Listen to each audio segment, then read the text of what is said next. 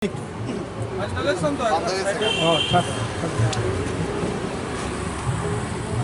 মরণে রক্ত ঋণ শোধ করুন, শোধ করুন, শোধ করুন। শহীদ স্মরণে আপন মরণে রক্ত ঋণ শোধ করুন, শোধ করুন, শোধ করুন। শহীদ তোমায় আমরা ভুলিনি, ভুলব না।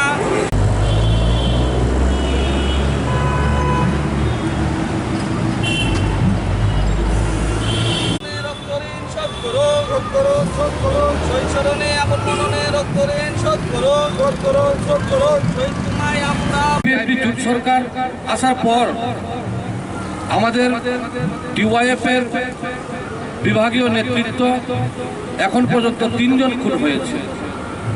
অমরপুরের অজেন্দ্র রিয়া, জিরানিয়ার প্রদীপ দেববর্মা সহ অনেক আহত হয়েছে, অগ্নিসংযোগ করেছে, ভয়ভীতির প্রদর্শন এখনো চলছে। এরপরেও রাজ্যের যুবকদের কর্মসংস্থানের প্রশ্নে, এই রাজ্যের শান্তি সম্প্রীতি ঐক্যের প্রশ্নে, রাজ্যের সার্বিক উন্নয়নের প্রশ্নে ডিওয়াইএফ কাজ করছে, কাজ করবে।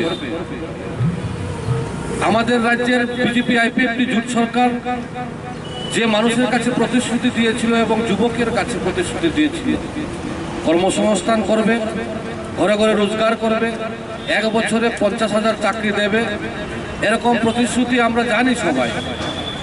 কিন্তু এই প্রতিশ্রুতি এখন রক্ষা করছে না। বরং রাজ্যের মুখ্যমন্ত্রী কয়েকদিন আগে কোনো একটি জায়গায় বক্তৃতায়, যেটা সোশ্যাল মিডিয়ায় খুব ভাইরাল হয়েছে, বলেছে 23 সাল পর্যন্ত অপেক্ষা করতে হবে, এর আগে কোনো চাকরি হবে না, ঋণ হবে না, এরকমভাবে মানুষের কাছে, কর্মীদের কাছে আবার পুনরায় বলছে, এমনভাবে বলছে যাতে আগামী 23-এ পরে সব কিছু আবার হবে। মানুষের কাছে মানুষকে এইভাবে মিথ্যা প্রলোভন, মিথ্যা প্রতিশ্রুতি দিতে দিতে আজকে রাজ্যের বেকার যুবক যুবতী একটা হতাশা, বিভ্রান্তের মধ্যে আছে।